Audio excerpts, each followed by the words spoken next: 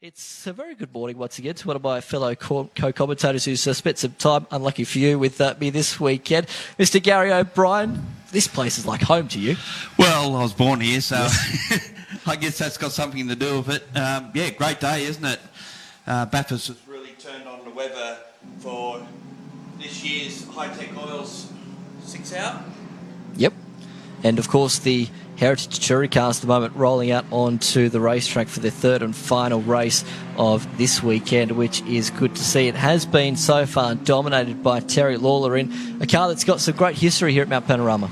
Yeah, my understanding is, or was, the last built Dick Johnson Racing Ford Sierra, RS 500 of course, raced here in 1992. There it is on screen ahead of the ex-Colin Bond Caltech Sierra.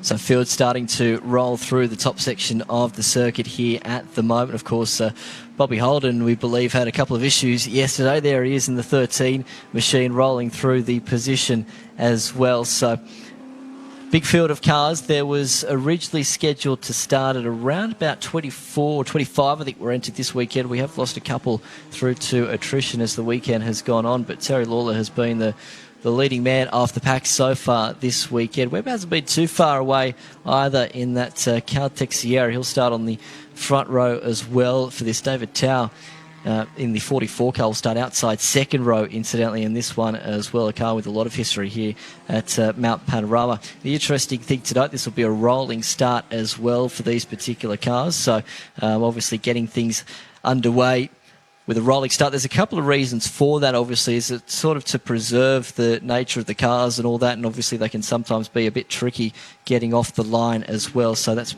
typically some of the reasons why we do see rolling starts in these heritage touring cars as well. So we've got Mark Taylor that will start on that inside second row, I guess you would say, position number 3. We'll give you a quick rundown here. So it'll be Lawler off position number 1, Webb alongside of the front row, Taylor for position number 3, Tao in 4th, Cutler position number 5, Trembath will start from 6th here, Lodgedice will start from 7th, Tunney from position number 8, Woolard will start from the 9th spot, and Singleton will complete your top 10 for this one. I know Tony Karanfilowski has had some issues out there this weekend. Not sure if he's out there for this particular one. I believe he hasn't made it out there, so disappointing for Tony Karanfilowski. He was going to be really a man to watch here this weekend, but unfortunately couldn't quite get things sorted with a couple of issues with that race car. Yeah, qualified second on the grid, and unfortunately... So race 3 of the Heritage Touring Cars up here at Mount Panorama. They're starting to get into that double file formation heading down Conrod Straight. Of course, under the control of the safety car right now. They're being very gentlemanly, aren't they, with their slow speed. It's good to see that. It's good to see that they can't go any faster. There's the safety cars making sure they don't go any faster. That's exactly right. So it might bring back a few memories for a lot of people. The legends of Bathurst for the Heritage Touring Cars up here at Mount Panorama. It's an ex-Dick Johnson car on the front row, of course, the Ford Sierra, up against an ex-Colin Bond car in the Caltex machine. So it's Fords 1 and 2. Commodore off that inside second row. And then, of course, Tao will start as well in that outside second row. So looking forward to this one immensely. The field will come down underneath the High-Tech Oils bridge shortly. And we'll let them loose here at Mount Panorama. It's a glorious sound as they come down pit straight as well. Watch out for Tao in that BMW M3. 3 different manufacturers filling the top 4 spots. Watching the few of the cars towards the rear of the field. Bobby Holden's got plenty of cars here this weekend. I think half the field, at least the quarter of the field, is made up of Bobby Holden cars. So they're working their way down into MRF Tyres, Murray's Corner. It'll be Lawler on the front row with Webb.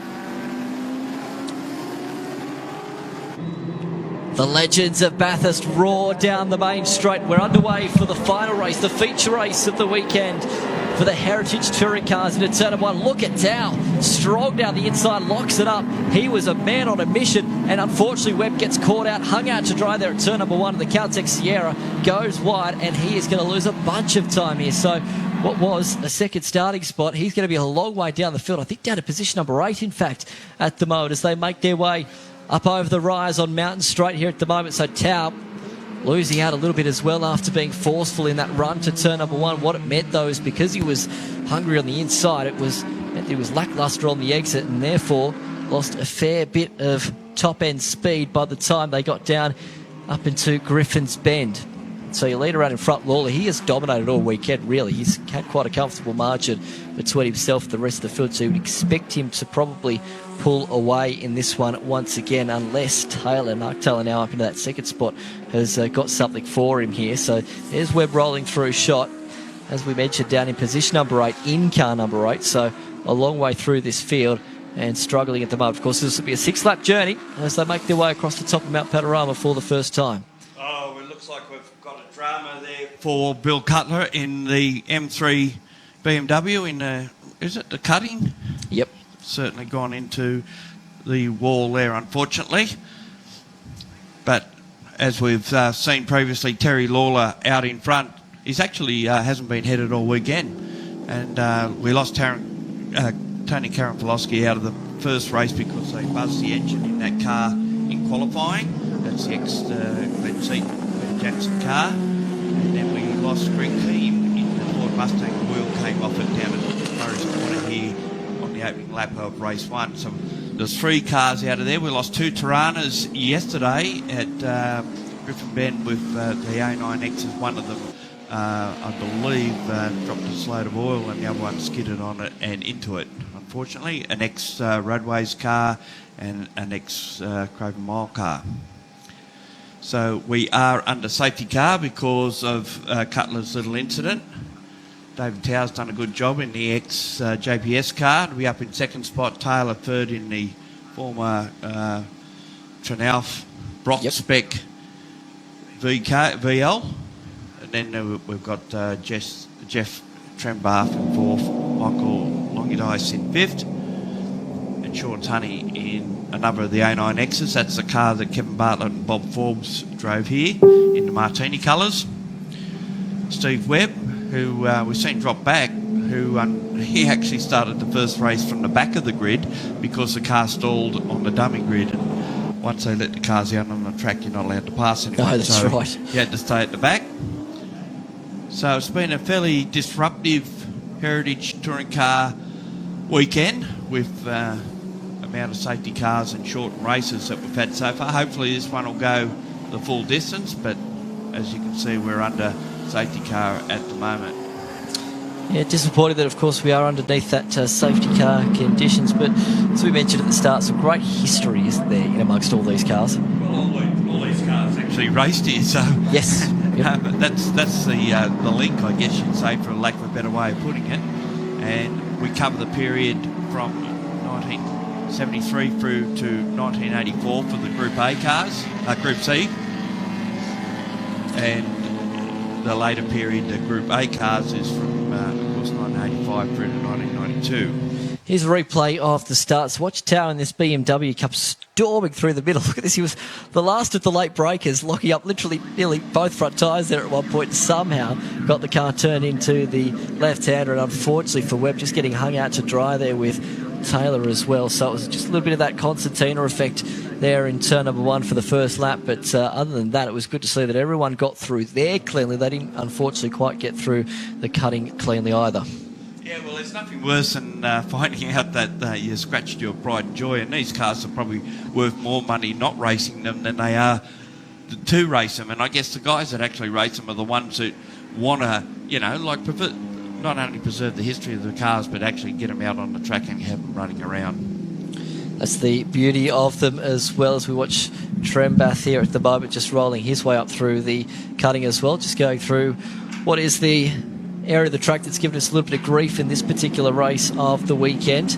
Still underneath safety car conditions, so it was a 6-lap journey. We've only completed really one of those laps so far, so still got roughly now really 4.5 laps to go as the field crossed the top section of Mount Panorama. So still under the control of the High-Tech Oils safety car. It's Lawler leading the way from Tao in second, Taylor in third, Trembath in position number 4, Logidais position 5. Then you back to Tunney, Webb, Woolard, Nelson and Palace so far completing the top 10. Yeah, this car of Bill Cutler's, of course, the 1987 Stitzer car out of Europe. as opposed to David Tow's car, which was obviously developed locally through the late Frank Gardner. Yes. And one of a few of those cars. I believe this one may have been the one that was taken over by Peter Brock. So Peter Brock drove it as well in 1988. Jim Richards would have driven it again because he teamed up with Brock that year. Of course, the Frank Gardner operation went to Sierras. That particular Sierra, one of the particular Sierras, the last one that was built there is owned by Kerry McMahon, who we often see racing in this series. But the car's been shipped overseas to partake in some races in England, I believe at Goodwood, and then make its way over to racing at Spa in Belgium sometime after that. But we do love the history of these cars. Obviously, everyone's seen the videos and has the videos from the era of these particular cars. That Toyota Sleek is an interesting one. That car had a fairly massive crash here with Peter Williamson at the wheel, and then got rebirthed with a new shell which was white, and he ran it at a few AMSCAR meetings after that. Also went to a full face helmet because unfortunately when he had that accident, the fire extinguisher dislodged itself and decided to rearrange the bottom half of his face, and he went to a full face helmet from that point on, which is probably a wise move. But it was good to see the late Peter Williamson actually come back and race again in that period, and there is the car replenished in its original colour scheme before that accident. That accident, of course, just happened down to the right of screen here as it came out under the bridge. Sorry, go on. No, I was just going to say, people joining in the fun this morning on social media, of course, using the hashtag B6HR, and Racy Dave's been great with the photos. In fact, this weekend he goes, "Happy Easter from the top of the world." Of course, no other place to be this morning than, of course, on Skyline. So a very good morning to Racy Dave up there at the moment as well, and a couple of people, of course, joining in the fun. We've got listeners from over the UK this morning as well tuning in, and of course the Radio Show Limited team will be part of the Fox Sports broadcast a little bit later on today as well. John Hindhoff and Richard Crale, of course, that going live across Australia on Fox Sports 506 at 11:15. Well, overseas viewers would no doubt be familiar with quite a few of these cars, particularly the BMWs, the Sierras, maybe even some of the little Corollas that we see there, and they're all former Bob Holden cars. Yes. And he's even got a couple of Escorts out there that raced in Group C, as well as the Group A Corollas. The Jaguar there was a locally built car by Gary Wilmington, raced a few AMSCAR meetings and came here on a couple of occasions. The very flamboyant Peter Jansen drove it with Wilmington one year here as well. And there you can see, you look back at those Ford Escorts, and I think there's about 4 Corollas and 2 or 3 Escorts here this weekend. So it covered a great vintage of what Bob Holden raced here. Bob Holden won this race in 1966 with Renault Alton in a Mini Cooper S, and Bob's actually in this field. He's in car number 13, currently running in 15th position, and in the Group A Corolla. So it's good when you can do that. You can just jump from, maybe you want to be a Group C man this weekend, just, oh, well, I'll take the Escort. That's right. Bobby's just done just about everything, hasn't he? Yes, raced here in some of the distance production car races too with the BMW, with Justin Matthews actually, who's already is listed here as well. I think they ran in the original 12 hours back in the 90s, and I'm not sure if they raced in the 24-hour race. We had 2 24-hour races here, of course, 2003 and 2002. There's the ex-Bartlett Forbes car going through there. Recar, of course, Recar ran 3 cars here one year, 2 in the open class and 1 as a 6-cylinder. Yes. Yep. Car. And Alan Grice, probably the most famous name associated with that team. Then you can see these Toyotas, quite a few of them, a couple of Escorts thrown in there for good measure. The interesting one there, the yellow car in third spot, Mark Taylor's Commodore. Of course, it's a Brock spec car. You notice by the little bubble on the bonnet that this was a carburetted car as opposed to the Walkinshaw cars, which came along shortly after, which had a lot different aero on them, and of course went to the fuel-injected version. None of those here this weekend. There's been a couple of quick ones running around. David Colt's got a ex-GIO Walkinshaw, which is the last spec, the 92 spec car, which had the some different injection on it, and the 6-speed Hollinger gearbox, as opposed to some of them which ran the 5-speed Getrag. It's just a shame that we've had this incident when as we said, we've lost a few cars as a recourse of racing them.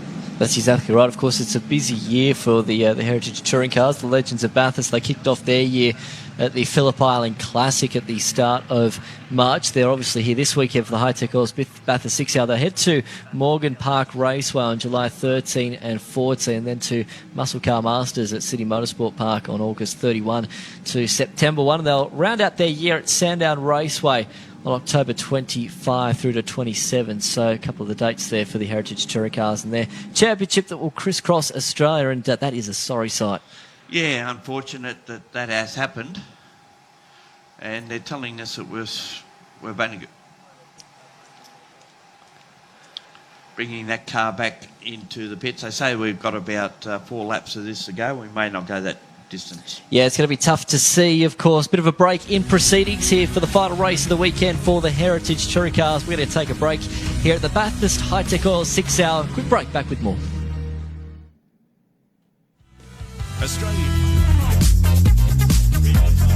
Mount Panorama High-Tech Oils Bathurst 6 Hour here for this weekend. We won't be too far away from a restart for race number 3 of the Heritage Touring Cars. The Legends of Bathurst as the field work their way down into MRF Tyres Murray's Corner.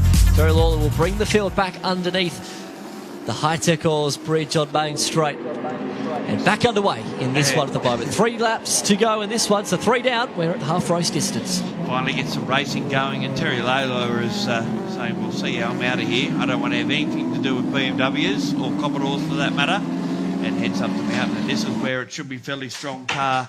You'll see that David Tower will probably be swamped by the Holdens as they come up and just crest the rise, although he is hanging on, and he should have a better braking package as Taylor tries to go down around the outside of him, not quite close enough. A bit of a lock up there from Trenbath in the ex-Cullen Commodore. Make their way up this part of the track now. They're getting into the more suitable, nimble car area of the track. Tao should be able to get away from him, but there's no stopping Terry Lawler out in front. Car has been prepped and looked after by Brad Tilley, who we know from Touring Car Masters and from Group N Racing in Ford Mustangs. You were talking about this, the Trenbath car here, of course, that the Holden Commodore VC. It's a bit of a throwback. Well, it is the car that obviously was driven by a former world champion, talking none other than Alan Jones. Yeah. And then, of course, Warren Cullen, as you mentioned, was part of all that as well. Well, it was Warren Cullen's deal, and Jones was drafted in to drive it. And then, of course, Jones got involved with the Peter Jackson team and eventually formed his own team to help with the Stone Brothers. Had a bit of a barbecue up here one year, I remember, going up through the cutting. Yes, correct. So, of course, they're working their way now through Forest Elbow and back down Conrod Straight, this time by the margin. At the last timing sector, it was 0.9 of a second between Lawler and Tao. Tao just trying to stretch the legs of that BMW from Taylor back there in 30. He's been able to do so far. He stretched out a 2.5 second margin as we watch Webb trying to make up some ground after being put out wide there at Hell Corner on the opening lap. So he's now up to position number 5 from what was position 8 there at one point, but still it's this battle between Taylor and Trenbath that continues to capture us here as they go back underneath the High-Tech Oils Bridge and down into Murray's Corner. Well, 2 different eras of Holden Commodores at Mount Panorama, early 80s and mid to late 80s, with Taylor and Trenbath going through in 3rd and 4th spot. Certainly Tao did get away from him across the top, which we predicted. That car would be a lot better thing to drive down through the S's compared to these cars. And it's only on the straights where they make up the ground. And I noticed that Steve Webb's now up to 5th spot, and he should be able to haul in these 2 Holdens as well. Certainly those Sierras were rocket ships in a straight line. Not were, but still are. As we now, I believe we've got 2 laps to go. Well, we'll be less than 2 laps now that they've started this lap. This is lap 5. More action going on back down the field. There you can see a Mitsubishi Starion, the ex-Scotty Taylor Roger Hurd car, getting past a couple of Commodore, or one Commodore, and that ex-Bartlett Forbes martini-coloured Tirana, the Recar Commodore in the background there as well, of Lindsay Woolard. So Phil coming back through the cutting here at the moment. Interesting to note, Lawler out in front. 8.2 seconds the margin, so he's pulling clear. He's just done the fastest first sector of 58.3. It's near enough to 4 seconds quicker than anyone else to the first timing sector. See, he is putting the keys on the counter here, and he's checked out right now, to say the least, as we watch some of the cars fighting towards the back end of the top 10 right now. Great shots as they come across the top of Mount Panorama once again and start the descent through the S's down into the Dipper, ultimately making their way into Forest Elbow at the moment. Yeah, I'm not sure, with that Recar, I'm not sure if that is the actual car, but certainly Recar with Alan Grice at the wheel was the first touring car to do a 100-mile-an-hour lap around here. 161 kilometres average for the whole lap. Certainly now that's been passed by lots of different categories. Yes. Time goes on, cars have got quicker. I think it was about a 1:16 point something, a 2 minute 16 point something second lap. Yes, right. Which calculated to be 100 mile an hour. Incredible. Just watching now, Woolard making his way down Conrod Straight, picking up a spot there at the moment as well on driver's right as they go over the crest on Conrod Straight, and they'll tip it into the kink here, entering into the chase. Well, he's come from 2 cars back, Woolard, and taken both those cars out of Forest Elbow. So it's moved him up a bit. Lawler continues to lead. Tau in second. Taylor and Trembath third and fourth. And Webb would be fifth. And the Starion we spoke of is in 6th position. What we're looking at here is 7th, 8th and 9th on the road. And, of course, the Jag XJS would be in 10th position. They're on their final lap. And what has been an interrupted race. It's quite interesting when you look at the top speeds on that previous lap for Terry Lawler. 290 clicks past the past Conrod Straight there on that previous run. So that Sierra has got plenty of pace right now. He just did a 224.3. But if you compare that back to 1991, when Mark Scaife did a 214.5 here, it's a little bit off the mark, but Scaife was pretty quick that year. Yeah, I don't think they had the budgets these days to maintain the cars at that level, because they did take a lot of looking after in the era. I believe that a Sierra was a rebuild of an engine after every race meeting. I think the V8s could go about 4 meetings between rebuilds, hence why they were popular amongst the privateers. You didn't have to go to your engine builder after every race. But I did notice there too that Webb had split the 2 Holdens and almost got Taylor, but Taylor sort of cheekily cut him off at the turn 2, Griffin Bend, to hold on to that spot. That he has.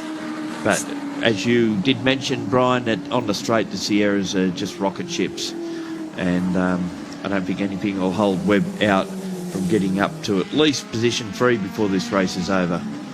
So there's still some battles forming in amongst the mix. Trembath here working on the back of Webb. That's ultimately the battle for position number 4 with the straight line speed for the Sierra. He might be half a chance of catching Tau here. It's exactly what I mentioned. He's going to pull over driver's right here over the crest on Conrod Straight, and Webb now slots himself into 3rd. Of course, he was all the way back in position number 8 at the end of the opening lap after going off at the first turn, so he goes back through. Checkered flag though out. Terry Lawler gets the job done in the final race for the Heritage Touring Cars as part of the Hi-Tech Oils Bathurst 6 Hour. The Dick Johnson Shell Ford Sierra gets the job done.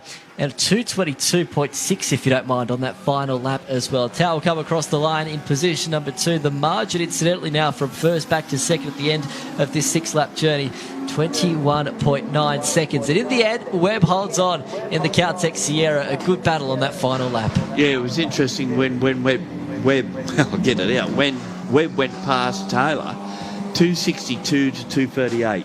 So he had a fair 30-odd kilometre speed difference going down the straight. This battle's been going on for a lot of the second half of the race, as we see Tunney coming down to the last corner, and Woolard, who'd passed these two cars, now slots back in behind them, as we see Longy Dice get past Woolard in the shadows of the post.